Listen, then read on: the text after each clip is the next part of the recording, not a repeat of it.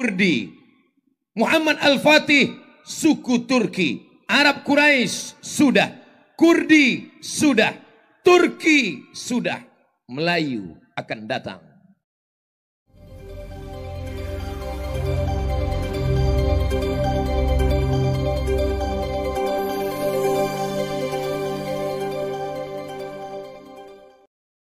Itu kita ajarkan anak-anak kita bahwa dalam fikih tidak hanya fikih taharah, tayamum, wudu, membasuh hidung, membasuh muka, istinsyak, madmadah. Tidak hanya kita ajarkan kepada generasi kita akan datang bahwa Islam ini hanya membahas masalah darah, hanya membahas masalah sembelihan. Islam tidak hanya membahas masalah nikah, tapi Islam juga membahas masalah jihad, masalah fiqhud daulah, masalah fiqh siasah. Karena dengan itu kita sedang mencetak, membentuk generasi akan datang. Generasi-generasi Salahuddin Al-Ayyubi. Generasi-generasi Muhammad Al-Fatih. Dulu yang membebaskan Palestin adalah Sayyidina Umar bin Khattab. Selesai Umar bin Khattab, datang Salahuddin Al-Ayyubi. Berakhir masa Salahuddin, datang masa generasi Muhammad Al-Fatih. Tiganya mewakili suku bangsa di dunia. Umar bin Khattab, Arab Quraisy. Salahuddin Al-Ayyubi, suku Kurdi. Muhammad Al-Fatih, suku Turki. Arab Quraisy sudah. Kurdi sudah. Turki sudah. Melayu akan datang.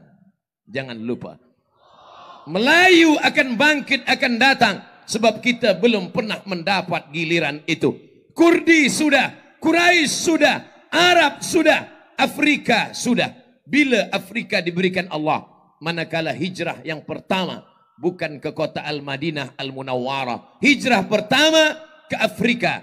Negeri itu bernama Abyssinia. Abyssinia adalah Ethiopia. Ethiopia dulu adalah negeri yang pernah berkuasa. Di antara sebab Nabi salat gaib ketika Najasyi penguasa Ethiopia meninggal dunia, Nabi kumpulkan sahabat, Nabi salat, jenazahnya tak ada. Sebab jenazah tak ada, itulah maka disebut dengan salat gaib. Kenapa? Karena Nabi mendoakan Najasyi. Apa jasa Najasyi terhadap perjuangan Islam?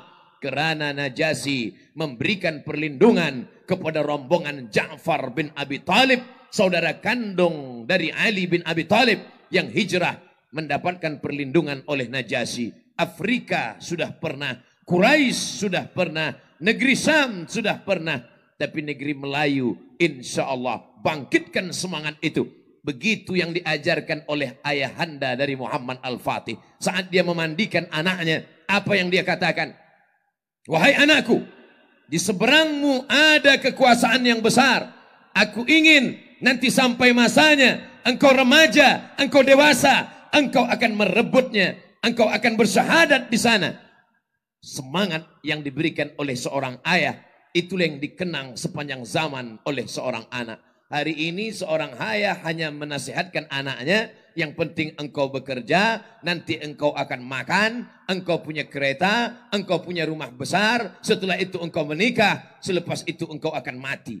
Kalaulah hanya itu cita-cita seorang ayah, apa beza kita dengan haiwan yang hanya hidup, selepas hidup tidak ada misi dalam hidupnya, tak ada cita-cita tertinggi. Cita-cita tertinggi orang Islam adalah asy-syahadah asma amanina, menjadi syahid adalah mimpi terbesar. Menangis seorang sahabat bernama Khalid ibnul Walid. Mengapa dia menangis? Karena setiap jengkal badannya ada bekas tusukan tombak, ada luka pedang, ada luka anak panah. Tapi dia menangis di atas tempat tidur, mati sebagai seorang tua, bukan sebagai seorang syahid. Walaupun pahala syahid sudah dia dapatkan, berkali-kali dia ikut berperang bersama Rasulullah sallallahu alaihi wasallam. Syahid kita sekarang adalah syahid menuntut ilmu. Man kharaja fi talabil ilmi, siapa yang keluar rumah menuntut ilmu, fahuwa fi sabilillah, maka dia termasuk orang yang berjihad fi sabilillah hatta yarji'a. Yang pertama, maka hendaklah orang Islam punya kekuasaan. Kesempatan ini saya sampaikan 3 hal. Yang pertama, umat Islam mesti menggenggam tampuk kekuasaan. Sudah habis 20 menit. Di mana-mana saya tetap sampaikan tazkirah 60. 20, 20, 20. 60 menit sesuai yang tertulis, 600 ml. Yang kedua, kalau umat Islam punya kekuasaan seperti yang pernah ada di tangan Umar bin Khattab, yang pernah ada dalam tangan Salahuddin Al-Ayyubi, yang pernah ada dalam tangan Muhammad Al-Fatih, maka apa yang membentuk orang yang akan berkuasa di masa akan datang ini tidak lain tidak bukan adalah pendidikan. Muhammad Al-Fatih tidak mau membaca Al-Quran, tapi ayahnya keras. Datang ayahnya, dia panggil ulama 2 orang. Yang pertama bernama Aga Syamsuddin, yang kedua bernama Maula. Yang kedua adalah pertama Aga Syamsuddin, yang kedua Maula, lupa nama Maula apa. Maka datanglah 2 orang ini membentuk pikirannya, akidahnya, ilmunya, fikahnya, sehingga dia menjadi seorang yang alim. Berapa umur dia saat dia menaklukkan Konstantinopel? Umur Muhammad Al-Fatih berumur 21 tahun. Jadi kalau ada orang berfikiran Muhammad Al-Fatih berkuasa masa itu dia sudah janggutnya memutih, dia sudah tua. Kalau sudah tua apa yang boleh kita buat? Oleh sebab itu pemuda-pemuda belia yang berumur belasan tahun. Kalau dulu sahabat Nabi bernama Usamah bin Zaid. Usamah bin Zaid saat diangkat Nabi menjadi panglima perang. Berapa umurnya? 18 tahun. Zaid bin Thabit saat diangkat Nabi menjadi translator, penterjemah surat-surat Nabi. Dia terjemahkan ke dalam bahasa Arab. Berapa umurnya? 15 tahun. Abdullah bin Abbas masa Nabi meninggal dunia. Berapa umurnya? 15 aman. 15 tahun. Anas bin Malik ketika Nabi meninggal dunia. Berapa umurnya? 20 tahun. Khadimtun Nabi 10 sinin.